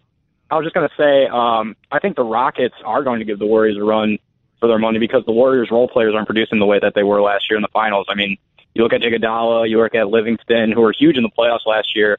They aren't producing the same way that they are this year, like during the finals last year. So, yeah, they have Steph and KD, but they need those role players to come off the bench and be the best team in the West. They have guys that have stepped up. They have Jordan Bell, who's looked pretty good. I mean, I think the Warriors are a tried and tested playoff entity. We know what we're going to get. Because in the middle of February, they've fallen a half game behind the Rockets, we're supposed to all of a sudden say the Warriors have real by the way, on almost every statistical category, the Warriors are who they were last year. I mean, they're slightly down defensively, but I'm talking about from like 2nd to 5th. They're the same team they were last year. They're shooting just as well. There's no reason at all to doubt the Warriors. There is reason to look at the Rockets and go, that's a pretty good team. How good? Good enough to take 4 games off the Warriors? I'm really doubtful of that. Ryan, you're on the Will Cain Show. Ryan, North Carolina, what's up? Hey, Will. What's up, man? I just want to say about what you're talking about with LeBron, and there's going to be too much salary cap involved with keeping him in Cleveland. Well, what if Dan Gilbert found out a way to offer him a percentage of the team? I don't know if that's even possible, but I don't think that is possible, right? That's circumventing the salary cap, and I think you can't do that. I mean, it's creative, but no, Ron, I don't think you can do that. That would be getting around luxury tax and finding ways to pay. There's an article up by Ramona Shelburne right now talking about Lonzo Ball asked for 20 premium seats for his extended family at Lakers games, and they couldn't do that. They're like, no, that's getting around compensation. I can't give you that. So he had to pay full boat for those whole $150,000 for all 20 tickets. You can't find ways around compensation. Now, maybe you can have wink, wink, handshake deals behind the scenes about what happens when you retire. I mean, some people wonder if Dirk and Mark Cuban have that kind of deal in Dallas, but we don't know. We can't know. So I don't know if he can pull that off. See, Cerruti, that's my point. All of these things, it's not get rid of LeBron. It's not get rid of John Wall. It's not get rid of these guys. It's that these guys, you're already smiling. These guys roll on the team and their impact is bigger than just being a star player. Every single one of these comes with a cost. John Wall clearly came with a cost. He comes with a cost, and it's to the chemistry of that team. You think does his talent exceed that? You think he needs to learn? He needs to learn from the team playing better without him, that he needs to kind of embrace his teammates a little bit more, maybe be a nicer guy. That's what you're saying? If they want to win. Okay. I mean, what did JJ Barea say? What did JJ Barea say? Yeah, on the court, he basically was like, none of your teammates like you. None of your teammates even like you. So the point is, all of these guys, you weigh the benefit, the positive against the negative. So pointing out John Wall and the Wizards are 7-2, there might be some lessons inside there beyond just, hey, cut John Wall. Okay. Like, that's not. Because it was very confusing. Because literally, you start off the segment being like, "Hey, they're 7-2. What's that say? Interesting." And you thought that meant cut John Wall? Well, I had no idea what your take was because you didn't say what it was. If you had just said, "Hey, he could learn a few things here and there about being a nicer teammate and a better guy," but instead you left it open ended, which to me suggests that you thought that they didn't need John Wall. LeBron's going to cost the Cavaliers $300 million. Is your takeaway from that I believe they should cut LeBron James right now? They should just kind of, yeah. You've been basically saying it's not worth it. So when you hear they're probably not going to win the finals, it's going to cost a lot of money, you think my equal sign at the end of those pluses is cut LeBron James. You're bringing up the fact that it's going to cost way more money than normal. Is it worth it? And you're asking me if I'm thinking you're doubting LeBron and whether or not they should bring him back. That's 100% what you're doing. Oh my gosh, LeBron has achieved quasi-religious status. Like, not only can you ever question whether or not he's maybe a Machiavelli behind the scenes and orchestrating which guys are on his team and whether or not that's the smartest moves. Not only can you do that, you can't do that, but if you even bring in the cost benefit of LeBron might cost $300 million, you're doubting LeBron James. All right, fine. I'm going to doubt LeBron James to the tune of $300 million. Straight ahead on the Will Cain Show on ESPN Radio and the ESPN app. You know, I'm trying my damnedest to find what really is what's the center line of our disagreement here? Why is it that we're having a falling out here, me with my staff? And I'm trying, what is the divide? And maybe it has something to do with this.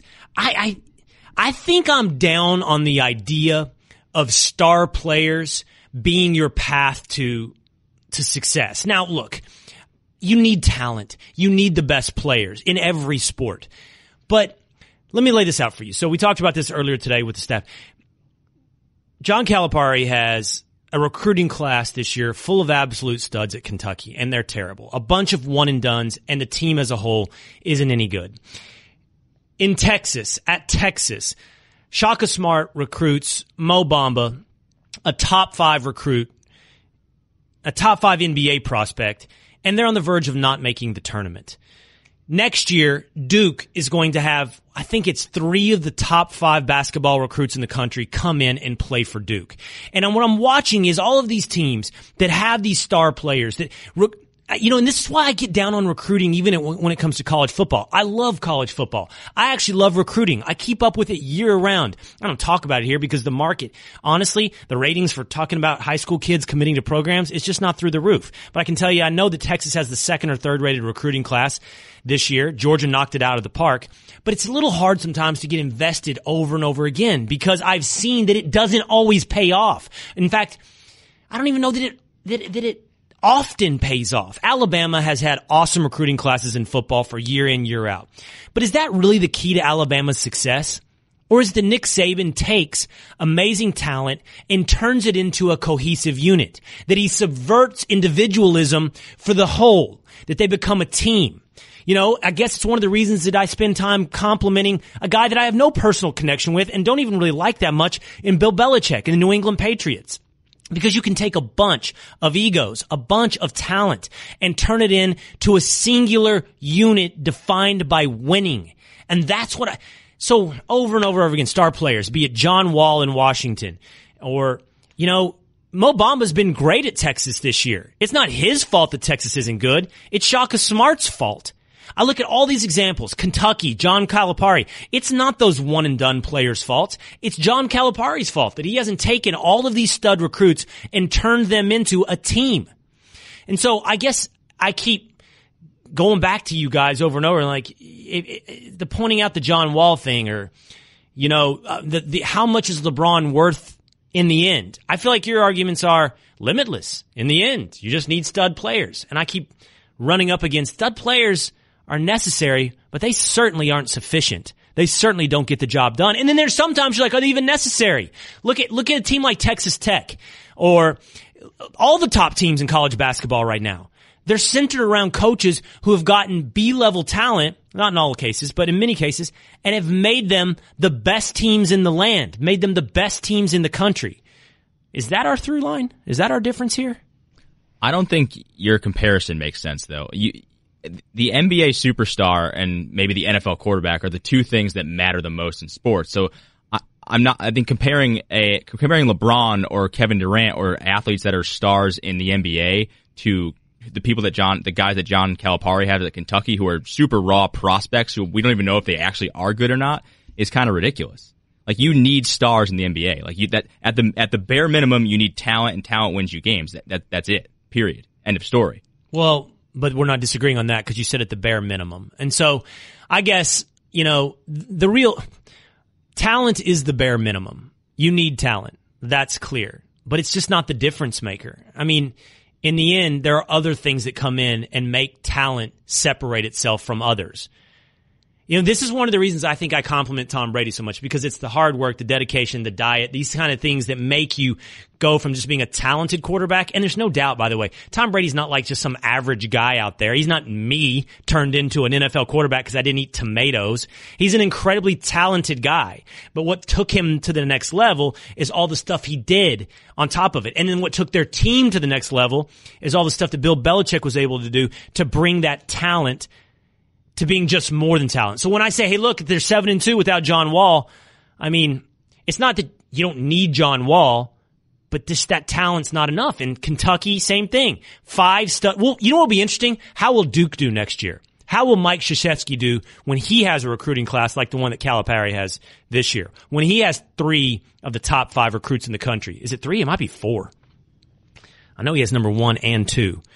How will he do with those? You can tweet the show through the 1-800-Flowers.com Twitter feed at Will Cain Show. Surprising a friend or loved one is easy with a dozen multicolored roses from 1-800-Flowers.com. Plus, when you order now, you'll get another dozen absolutely free. To order, go to 1-800-Flowers.com/ESPN. Hey, as long as I'm kind of like getting you already, and I'm going to move on from this, just kind of, that's 2 segments in a row. I'm going at you hard. Remember your analogy about Josh McDaniels and that the reason it was okay for him to walk away from the Indianapolis Colts job is because you'd tell a buddy who's about to go into a bad marriage you should walk away before the wedding? I do remember that, yeah. Remember that? I do. So you're on Blake Griffin's side? Listen, it's always better to if you don't love her, then the sooner the better. And especially before you get married. I will always say that. It's never better to follow through with it. Hold on. Now the story.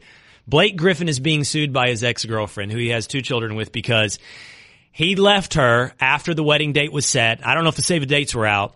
And she's saying it was cruel and unusual or cruel punishment to, fraternize around with Kendall Jenner and put it in her face and gave her emotional distress. And see, that's why I bring this up. The Josh McDaniels analogy isn't that he just called off a bad wedding. It isn't that he fell out of love with the Colts. He left them for Kendall Jenner. He left the Colts. Not because he thought it wouldn't work out, but because he had another girl, the New England Patriots, that he liked better. He wanted to stay with that girl. So he didn't just call off the wedding like in this noble way you're talking about, like better to do it now than after the wedding. He did it because he better dealed him. Is that noble? Is what Blake did noble? All right, my $300 million cost on keeping LeBron James. It's the Will Cain Show. Straight ahead on ESPN Radio and the ESPN app. Thank you for listening to the Will Cain Podcast. You can listen to the Will Cain Show live weekdays at 3 Eastern on ESPN Radio and on the ESPN app. The Will Cain Podcast. This is the Will Cain Podcast on ESPN Radio.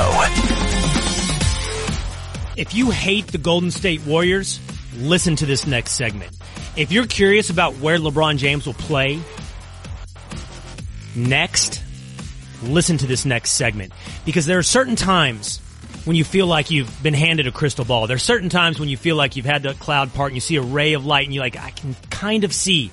I'm not sure, but if I squint just right, what the future holds. It's the Will Cain Show on ESPN Radio and the ESPN app.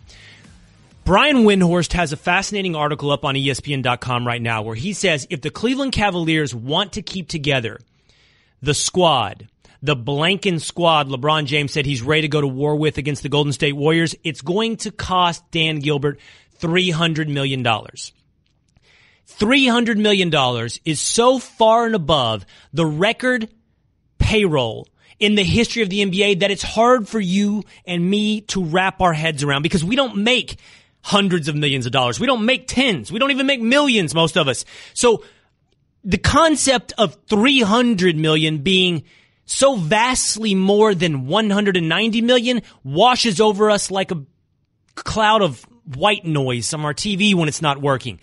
The record payroll in the history of the NBA was set by the Brooklyn Nets when they spent $193 million. The Cavaliers right now spend $190 million. But if they want to keep this team together, Tristan Thompson, $17 million, George Hill, $19 million. They want to keep LeBron James in a Cleveland Cavaliers uniform, it's going to cost them $35 million. When you add all that up, that is a payroll that gets to $160 million with a luxury tax of $150 million because the Cleveland Cavaliers are in the repeater tax mode because they've been over the cap for so long. For quite honestly, because Dan Gilbert's been so willing to put whoever he can, whoever LeBron James wants, beside him. They should erect statues of Dan Gilbert throughout Cleveland for spending this kind of money. But can he possibly continue to do that? Reports are from Brian Windhorst that the Cavs lost $18 million last year.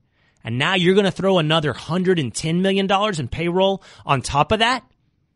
That's a $130 million loss. Nobody walks around ready to take that loss.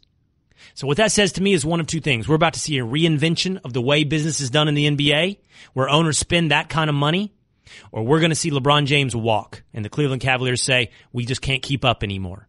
But here's the real catch, and here's what I think you need to keep up with. What I'm saying about the Cleveland Cavaliers today will apply to the Golden State Warriors next year. The Golden State Warriors, if they re-sign Klay Thompson, in 2019-20, they'll be hit with the repeater tax that the Cleveland Cavaliers are now going to be hit with next year. The Golden State Warriors, to keep this squad together, this dominating squad that I think is almost another sure thing to win an NBA title this year, it's going to cost them north of $300 million to keep KD, Steph, Klay, and Draymond together. So here's your question. This is what you ask yourself. Is that what business looks like in the future? Does spending that kind of money, is that what's required to compete in the NBA? Or have we been in this little bubble, this little moment in time where this could exist, but only now and not in forevermore? Because I got to tell you, as rights and as TV gets fractured, as people cut the cord, as people consume media in different ways and have thousands of different options, and for example, rights like the English Premier League, the top soccer level in England, renews their rights at a 16% less figure. They took a 16% hit, the English Premier League. In that environment, I don't think it's a good bet that this can go on forever. I don't think this is a good bet that we're just going to see payrolls going up and up and up and away to 300 million plus. So what that means is these teams that we're talking about, the Warriors, LeBron as a Cav, they fall apart. They don't go on forever either. I want to get Bobby Marks on the Shell Pennzoil Performance Line. He's an NBA front office insider for ESPN, and he's a former Nets assistant GM. Hey, Bobby, we were emailing a little bit earlier today. First of all, do these NBA franchises, do they make money? I mean, are they profitable enterprises? No, they make it when they sell the team, Will. I mean, I think, when I was in New Jersey and Brooklyn, the goal was always to try to break even. You see the valuations of these teams now in the billions, but that's really for when you're going to sell this team. Lakers are a little bit different just based on their cable deal. If you have a good cable deal like LA or New York, you can make a little bit money, but the amount of what these teams spend with payroll, no, you're not living off what you're making right now. But, Bobby, the argument that a lot of people make is, well, these owners make money on subsidiary businesses, right? Dan Gilbert has casinos. He has real estate development plays. So whatever he's losing on the Cavs, he can make up in side businesses. Is that sort of the mindset of owners going into these businesses? Yeah, I mean, that's the mindset. But, having worked for the Nets, I was part of that team in 13-14 that paid the $193 million with salary and luxury tax. And if you are not Golden State and a championship level team, owners will not do that. I mean, we had to pay, $100 million, and, basically how you do it is you wire the NBA, the money within 10 days, you get receipt of the notice. So it's not like you're paying it in, in installment plans here. So, the number in Cleveland is, it's in that we were being conservative. Me and Brian were working on that, and that was a conservative number based on what we thought Rodney Hood would come in at.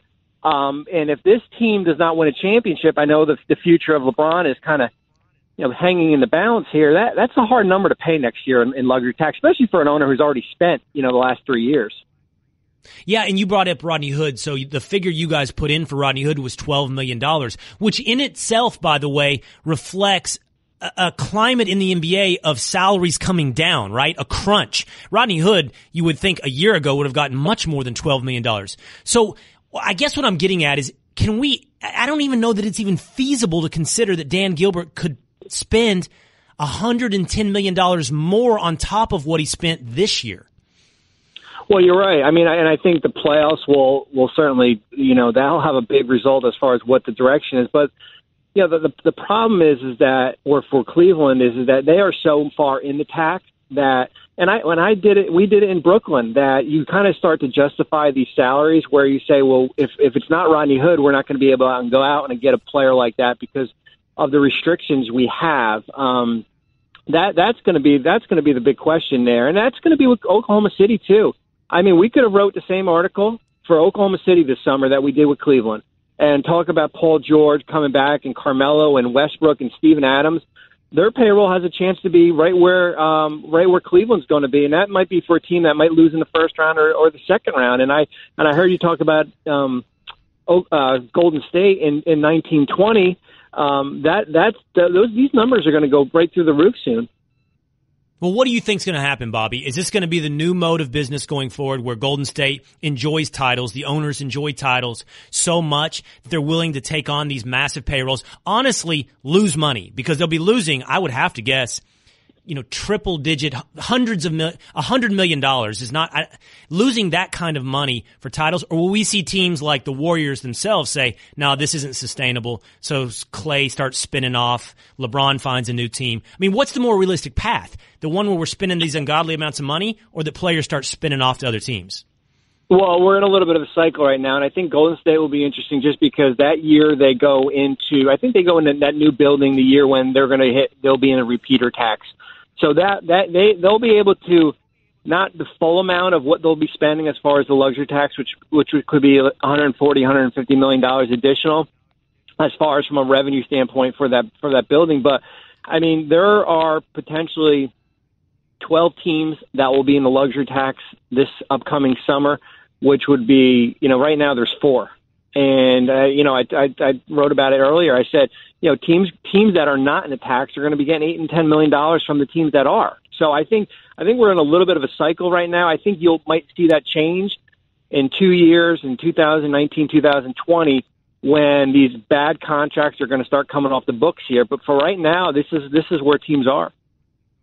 All right. Thanks, Bobby. That's Bobby Marks, former NBA front office executive with the New Jersey Nets, Brooklyn Nets, assistant GM, and front office insider for ESPN. Appreciate your time, Bobby. All right, so straight ahead. I mean, the bottom line is this: is this going to push the star players out to other teams? And I have to think, in the end, yeah, this means LeBron isn't a Cav. This means Clay maybe goes somewhere else. I don't know how you afford any other outcome. It's the Will Cain Show on ESPN Radio and the ESPN app. What's up, everyone? Will Cain here. Support for the Will Cain podcast comes from our friends at Rocket Mortgage by Quicken Loans. Chances are you're confident when it comes to your work, your hobbies, and your life. Rocket Mortgage gives you that same level of confidence when it comes to buying a home or refinancing your existing home loan. With Rocket Mortgage, you can apply simply and understand fully so you can mortgage confidently. To get started, go to rocketmortgage.com/will. Equal housing lender, licensed in all 50 states. NMLS, consumeraccess.org, number 3030. This is Will Cain. If you want a show that only tells you what you already believe, this is not the show for you. If you want a show to reinforce what you think you know, this is not the show for you. Yeah, but don't worry. It's a show for the rest of you. You know, those hardy souls like to get dirty in life, you know, get in the middle of the mud and throw it around a little bit. That's what this show's for. That's what I want. I want visceral. That's what I want. I just don't want the fakey fake. I can't stand like dinner parties. Hate dinner parties. How are you? How have you been? What's going on at work? They ask the how are you question 4 times in different ways. The same one, just different versions. What you been up to? How are you do? How are things at work? Can we just fight about something? Can we debate something maybe or bust each other's stones about something? Can we get real? Anyway. That's what we want to do here on the Will Cain Show on ESPN Radio and the ESPN app. The college basketball season is in full swing, and that means the Wendy's Wooden Watch has begun. The John R. Wooden Men's Player of the Year Award is presented by Wendy's, and it's the most prestigious individual honor in college basketball, awarded to the country's most outstanding player who's also making progress towards earning a degree. Go to ESPN.com and search Wooden Watch for the list of Wooden Award top 20 late season nominees to watch as this season rolls on. Tonight, you can tune in at 9 Eastern because there's 2 Wooden Watch guys, 2 players squaring off on ESPN. You got Arizona's DeAndre Ayton and Arizona State's Trey Holder as the number 25 Sun Devils host the number 17 Wildcats on ESPN, the ESPN app. The Will Cain Show is brought to you by Wendy's, proud sponsors of the 2018 John R. Wooden Player of the Year Award. DeAndre Ayton might be the first pick in the draft. By the way, there's an amazing tank session going on in the NBA, and I'm personally invested in the outcome this year because I'm a Dallas Mavericks fan. There's something like 7 to 9 teams within a game and a half of last place in the NBA. Everybody wants in on this lottery. The home stretch in the NBA this year is going to be ugly. A lot of teams playing some awful basketball on purpose. Some guys sitting, some guys resting, some guys injured, you know, towards the end of the season because everybody wants to get up for guys like DeAndre Ayton. Arizona's DeAndre Ayton might be the number 1 pick. Luka Doncic, the guy from Spain who's setting up, where he's from Slovenia but plays in Spain, setting all kinds of European records. Marvin Bagley from Duke. I think there are some players this year that could redefine some franchises. So everybody wants to get up to the top. The tank session is on. All right, have a little bit of breaking news here. This is from Adam Schefter. Bengals quarterback A.J. McCarron won his grievance against the Cincinnati Bengals and now will be an unrestricted free agent per source. So A.J. McCarron finds his way onto the free agent list. There was there was discrepancy on whether or not he was a free agent this year or next year. He wins. He's a free agent this year. So now he's in a market where the top of the market is set by Kirk Cousins.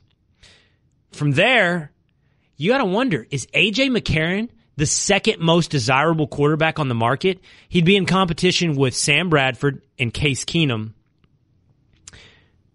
as far as the quarterback pecking order goes. Now, I think McCarron can play. I think in his appearances with the Bengals, he's looked pretty good. And what we were talking about this earlier, guys, what did Hugh Jackson try to give up for A.J. McCarron to come over and be a Cleveland Brown at the time? Did we figure out, was it a third-round pick? It was a second and a third-round pick. A second and a third? Yep. Both? Both. Oh, my gosh.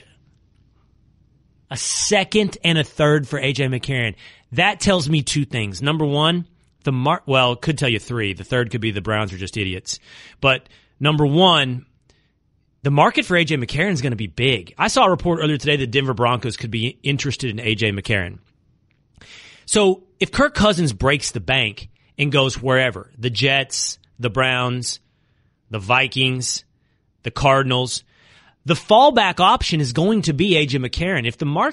If that second and third round pick reflects any kind of market for A.J. McCarron, he's about to get rich. Somebody's about to bank a lot on A.J. McCarron. The second thing it tells me is, what is Nick Foles worth? If A.J. McCarron at the time was worth a second and third round pick, what is the Super Bowl MVP worth? I spent a little bit earlier in the show saying, now's the time for Nick Foles. He and his agent need to go into the Philadelphia Eagles and say, trade me now. Trade me now. Don't sit out the last year of this deal. Don't sit on the bench behind Carson Wentz. Don't take 4 injury starts and then sit for Carson Wentz. That's going to do nothing but depress your value. And I'm only arguing on behalf of Nick Foles here, because if I'm the Philadelphia Eagles, no way do I trade Foles. None. To me, that's splitting 2 tens in blackjack. I'm not doing that. You got a winning hand. Foles is your insurance policy against Carson Wentz. It's an insurance policy against his knee, against regression, against everything else. Behind him, you got a Super Bowl MVP you know you can win with. Don't trade Nick Foles. But if I'm Nick Foles, get out. For 3 reasons. Your iron is hot. It's never going to be hotter. You're the Super Bowl MVP. There are some good teams, number 2, out there that need a quarterback that are a quarterback away. Jacksonville, Minnesota. Number 3, your guy, John DeFilippo, who was your quarterback coach in Philadelphia, is the offensive coordinator in Minnesota. Go now. Join up with him. You're in a quarterback room in a system with a coach that you know. That's when you go if you're interested in long-term success, not just cashing in. But if A.J. McCarron's worth a second and a third, I might have to revisit that. If I'm the Eagles, do I do that deal? Do I split those 10? At some price, you split the 10s, right? At some price, you do the deal. So if A.J. McCarron's worth a second and a third, this takes us back to, does Nick Foles get a first? Late first? Jacksonville Jaguars, end of the first round? First round pick for Nick Foles? Minnesota Vikings, into the first round pick for Nick Foles? First and more? I mean, A.J. McCarron, second and third. First and fourth for Nick Foles? You got my attention if I'm the Philadelphia Eagles now. Or it's just the Cleveland Browns, and they don't set markets. They destroy markets. All right, straight ahead. Looks like the calls lines are lit up, 888-729-3776, on where these quarterbacks should end up. I'm going to get to your calls. Plus, Tim Legler is going to jump in and tell me, people seem to be worried about the Warriors. I'm not. Yeah, the Rockets are good. They're not good enough to beat the Warriors. Let's see what Tim Legler thinks. It's the Will Cain Show on ESPN Radio and the ESPN app. Mike Golick here. ADT, the +1 security company, can now help keep you safe at home and when you're on the go. Get started with the ADT Starter Kit, professionally installed for only $49. Plus, you'll get ADT Go, the new family mobile safety app and service with 24/7 emergency response for free with any ADT security system. Go to ADT.com/podcast to learn more today. Requires 36-month monitoring contract, QSP and Easy Pay. Activation and early termination fees may apply. Certain markets excluded. Licenses available at ADT.com. Additional charge for ADT Go premium services after March 31st, 2018. Daryl Morey, the GM of the Houston Rockets. The only thing we think about. I think I'm not supposed to say that, but I mean, we're basically obsessed with how do we beat the Warriors. The NBA is on ESPN Radio and always on the ESPN app. The Will Cain Show on ESPN Radio is presented by Progressive Insurance, and drivers who switch to Progressive can save an average of $620, not the extra $8. You gotta keep that. ESPN NBA analyst Tim Legler's hanging out in studio. I'm not there. I'm in New York, so it's the first time you've ever been in studio and I'm not there. That's a shame. That's messed up, man. Shame, yeah, I come in to hang out and you're not even here. Like, what's that about? Okay, I'll do it next time. This is your second time this week, so obviously we're real big fans of Tim Legler. Everybody seems to be losing their minds about the Warriors. They're everybody's reevaluating that this team is a half game behind the Rockets, and I guess they're not as good as we thought they were. Is that what we're supposed to think? It's silly, honestly. It's silly. I'm not remotely worried about them. I think what's happening here are a couple of things. First of all, Golden State is trying to do something for a fourth straight year, right? And they've already had the greatest 3-year regular season run in the history of the league. They've been to the finals 3 consecutive times. You know how hard it is to maintain that level of concentration, to almost live up to this standard that's unattainable for about every other team in the league, and to do that night after night for a 4-year period of time. Right now, they are in a period of the season, in their 4th year of trying to do this, where it's almost to be expected that they would go through something like this around now as we head into the All-Star break. When they come out, they're going to start to smell the air and smell the playoffs around the corner. You're going to see a sense of adrenaline start to kick in with this team. That's going to restore order pretty quickly and remind everybody why this is still the prohibitive favorite to win the NBA title. They're just going through something that I think is human nature with any team that has this run of success that the Golden State Warriors have had. Okay, but let's talk about 2 things that are different this year than they have been in the past. You talk about how great they've been for 4 years, and I agree, just maintaining that level of success has its own challenges. But two things are different this year. First, on the Warriors side of the equation. I don't know what's going on with all the techs and ejections, but that's not who they have been. They're leading the league. Kevin Durant, I think he individually leads the league. So I don't know what that is, Legler. Is that a symptom of something? That's just different. I know it's different. Yeah, it is different. And I think for KD, it's been different since he got there. We talked about this a lot last year. His demeanor has changed. Even when he does interviews, he curses now, and he has this nasty side to him that he never had before he went to Golden State. And I think it's a byproduct of the backlash he got over the decision, and for the first time in his life, not being universally adored by everyone. Not only fans of the game, but also the people that, were in Oklahoma City, and every person he came in contact with that organization. And Scott Brooks and I know each other well, told me about just this guy was a literal dream come true as a superstar athlete with the way he conducted himself from the ball boys down to the people in the accounting department. He just was an incredible person. Well, he makes this decision and he gets this backlash to the point where he didn't leave his house for 3 days, called his agent up, said he was going to fire him because it was the worst decision he ever made, because for the first time in his life he was hated. Now I think he's trying to, that has made him defensive. It's made him try to be more of a villain. And as a result, I actually think it's rubbed off on other guys on that team as well. So yeah, it's different than they've been the last 3 years, but I don't think it's anything that's necessarily going to derail them. Although Draymond Green needs to be careful and get it under control. So it's different, but it's not a problem. Okay, no. The other thing that's different is the Rockets are different. And we played sound from Windhorst a little bit earlier, Brian Windhorst saying, this team was created to be a Warriors killer. This team was created to be the one that can beat the Warriors. So, okay, look, I said a puncher's chance. Some people seem to think they're maybe, I don't know if they said they're the favorites, but where do you put the Rockets, in against the Warriors right now? How real are they as a threat?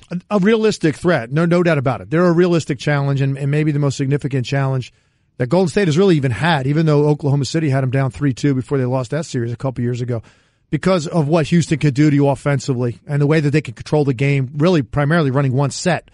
And with Harden and Chris Paul, take your pick, being so good at running that high ball screen and the shooters that they have around them, it's really difficult. But Golden State has the personnel to do it. They've got more guys that can effectively guard the Houston Rockets than any other team in the league. In the regular season, it's more difficult to tell. When you get into a 7-game series, you could lock in on one team running predominantly one thing every other day, basically, and you're only locked in on that one particular opponent. Golden State is going to be able to guard them, I think, better than Houston is going to be able to guard Golden State. And I just think that's the reality of the situation. And the other thing with Houston, people can't forget. You just can't dismiss what you saw at the end of the year last year. The last game of the season for the Houston Rockets, in case people forgot about that game. Here you have a guy in James Harden who's runner-up for the MVP. Here you have a guy getting 30 points a night, taking his first field goal, I believe, in the second quarter of the last game of their season against the San Antonio Spurs. It was the greatest disappearing act I have ever seen by a star player in an NBA game. And they lose. Why did that happen? Why did that happen? Well, it's funny because after the season, Mike D'Antoni came on my radio show, and I asked him, and I know he probably didn't want to talk about it, but I really kind of held his foot to the fire and said, you have to give me more than just, had a bad night, because that's not what it was. I know the difference between a bad night and a guy that's not there and didn't show up for your team. And when a team is built around one guy, it's impossible to overcome. And he basically said he was completely gassed. He was just fried, mentally, physically, you name it. I don't think that's a valid excuse. I don't think great players ever use fatigue as an excuse in a playoff game. I mean, if you remember that game, San Antonio had key guys out. There's no way Houston's supposed to lose that game at home. That series has to be extended with San Antonio playing who they did that night and Houston having James Harden at home, and then you force it basically into a one-game series. And he completely abandoned his team. There's no other way to look at it. And a team that is built around one set, one player, if that guy is not playing and engaged, you have no chance to win. Now, I'm not saying he's going to do it again this year. All I'm saying is it's hard for me to get that out of my mind. That was a big moment. That's how he played. Now he's got to overcome that, and he's got to get through the Golden State series. He's got to get to the finals, maybe win a final, and play great in doing it every game before I'm going to just dismiss the fact that happened, because it's hard for me to get that out of my mind. All right, this is my last question. Yesterday, Pat Beverly Clippers guard, came on my show. He had issues with some of the things I'd said. Specifically is this, Legs. So I want to explore if you have an issue too, because I always like that. I said the Cavs aren't a lock. They're not a lock to win the East, okay? I don't think 2 games is enough of a sample size to see how this team does. Something you pointed out earlier, comes together, deals with monotony, deals with chemistry, deals with pressure. We just don't know. We don't know. But number one, Beverly said LeBron and role players is enough to win the East. That's the chemistry. That's enough. LeBron and role players. And I think it's my burden to say, okay, if not LeBron, then who? And I'm pretty impressed with Toronto. Yeah. So what do you make of this? Is LeBron and role players a lock to win the East, or can Toronto do this? I think LeBron and the team that he has. First of all, I think calling them LeBron and role players is underselling some of the guys that they have. I really do. I mean, and he didn't mean it. But Legs, he didn't mean it as an insult. He said, "I'm a role player." No, I get it. And I was a role player for 10 yeah. years. I'm not saying the term specifically is an insult in any way, because basically every team is comprised of, 1 or 2 guys that do everything, and then everybody else does something really well. And that's why you're in the league. Elite, actually, whatever that may be. Rebounding, defense, shoot it, whatever it may be. I get the term. I was that. It's not an offensive term. What I'm saying is, in this particular case, it might be underselling it a little bit, because number one, Kevin Love is a perennial all-star in this league. Let's start with that. I mean, and he's having a great year. I know he's out right now. Right. But even the guys they added, I mean, George Hill's got 81 playoff games as a starting point guard under his belt. Okay. Jordan Clarkson and Nance, no, they're young players. They were on a bad team in LA. Those guys are more than just, role players filling a need. Jordan Clarkson is going to get an opportunity of a lifetime on this team, and he's going to show people how good he is offensively. So I think it's a little bit better than that. Now, I will say this. They're the favorite now. Are they a lock? Okay. It's impossible to say a lock after 2 games, because the one thing they haven't faced yet, Will, is adversity and fourth quarter situations that they've got to figure out how they're going to play and how they're going to settle those situations. They got to figure that stuff out. Toronto looks incredibly consistent all year. The best version of the Raptors we've seen since DeRozan and Lowry have been together. No question about it. Right. Deeper. They're more modernized offensively. They're legit. And there's a good shot they end up with the number 1 seed. Not going to shock me. Boston's a legit team too. They're just going through a rough patch right now. I think they're going to play better basketball after the break, and it's going to be a 3-team race. But I think Cleveland's the favorite. I would not quite call them a lock just yet. Okay, thanks, Legs. I got to run. I ran late with you, but I love doing it. That's Thanks, ESPN NBA analyst Tim Legler in studio. You bet, man. All right, so phone lines are lit up. Where should A.J. McCarron go? Where should Nick Foles go? Where should Case Keenum go? All of that, your calls. It's the Will Cain Show on ESPN Radio and the ESPN app. Getting text from my wife as we sit here. So my son is in 4th grade, my oldest son. He just got his first pair of Jordans. We let him get some Jordans. He needed some new shoes. I was in 5th grade when I got my first pair of Jordans. Feels a little young, but she texted me that she's also super into shoes now and wants to get Paul George shoes. Does Paul George have his own shoe? Oh, Paul George has my favorite shoe of anyone in the NBA. They're awesome. Really? Love them. Absolutely. That's what she's saying. They're really cool and wants to get the... Good call. I haven't seen the Paul George shoe. You know who's my favorite? And you're not an Adidas guy. I think James Harden's are the best looking. I love Harden shoes. I love the leather in the end on the over the toe. Not a fan. I think James Harden, Kyrie. I like Kyrie. Kyrie a has lot. great shoes. I don't like LeBron shoes. I actually don't. I think they're kind of ugly. They're doing too much a little bit. There's a lot going on. They're too big. Yeah, exactly. I have to look up Paul George. All right, so we broke the news just a little bit earlier from Adam Schefter that A.J. McCarron is a free agent. He's on the market. Where does he find himself in the pecking order? I would guess probably 2nd. But with the amazing detail we were recalling was the Cleveland Browns were willing to give a 2nd and 3rd round pick for A.J. McCarron when it was thought he was under contract with the Bengals halfway through the season. I mean, he was at the time, but you weren't going to do that, obviously, if he was going to be a free agent, which it turns out he is now. But 2nd and 3rd for A.J. McCarron. What's that mean Nick Foles is worth? Oh, my gosh. I mean, it's got to be a first, right? Lance in Pittsburgh, you think I'm wrong that Nick Foles shouldn't want to be traded right now? Lance? Yeah. Hey, how you doing, Will? I'm good.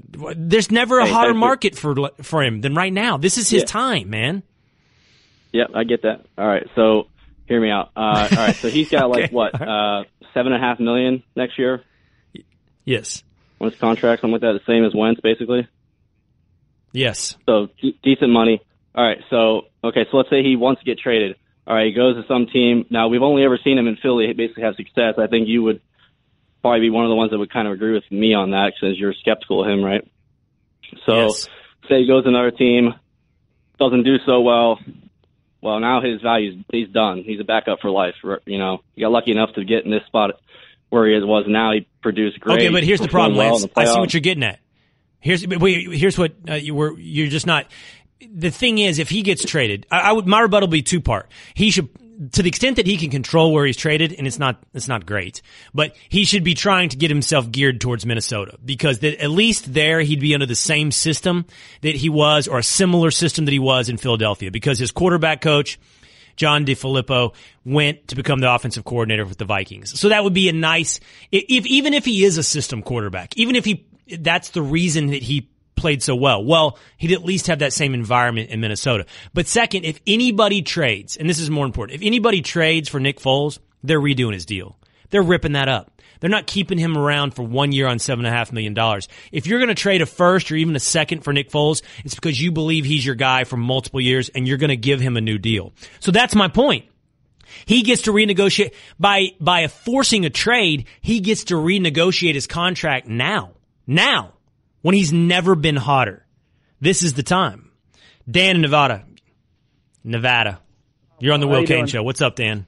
I'm good. Hey, and not a whole lot. You know, I'm a diehard Denver fan, and I'm going to tell you, being in Nevada, I am all in picking up A.J. McCarron and really? You know, picking him up on like a 3-year deal, you know, and I'm telling you, the kid, or now I can't really say kid because it's a guy. He can throw dimes, and when I saw him play versus our defense in 2015, he was throwing dimes that were unbelievable along the left and right sidelines the entire game.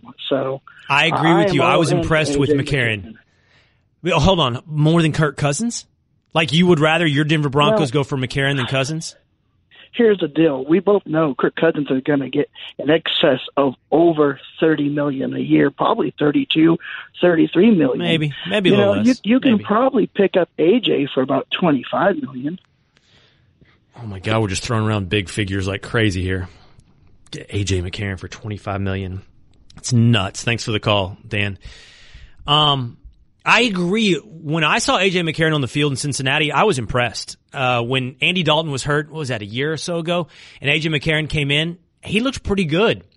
There looked like promise there. And obviously Hugh Jackson believes in him. He was his offensive coordinator and went on to become the Browns head coach and was willing to give up a second and third for him. So, man, where will he fall in that pecking order? I mean, would you rather have A.J. McCarron than Case Keenum? Think about how much more proven Case Keenum is than A.J. McCarron. One last call. Chance in Texas. You're on the Will Cain Show. What's up, Chance? Yeah, you were talking about... Got to go quick, Chance. All right. Case Keenum is a system quarterback, so he worked good with the offensive coordinator at the Vikings. That's why I think he should go with the Giants. But who are you talking about, Keenum? Yes. And if you get Nick Foles for a first-round pick, that's a steal for the Eagles. For the Eagles. Yeah, I agree.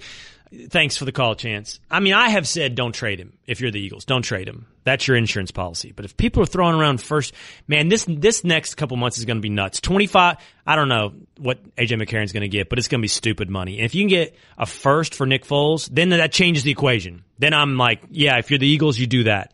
The Will Cain Show is presented by Progressive Insurance, and make sure you stick around for Spain and Fitz next. They're talking about if people really believe in the Rockets in the West, and if the Raptors the best team in the East. It's been the Will Cain Show on ESPN Radio and the ESPN app. Thank you for listening to the Will Cain Podcast. You can listen to the Will Cain Show live weekdays at 3 Eastern on ESPN Radio and on the ESPN app. The Will Cain Podcast.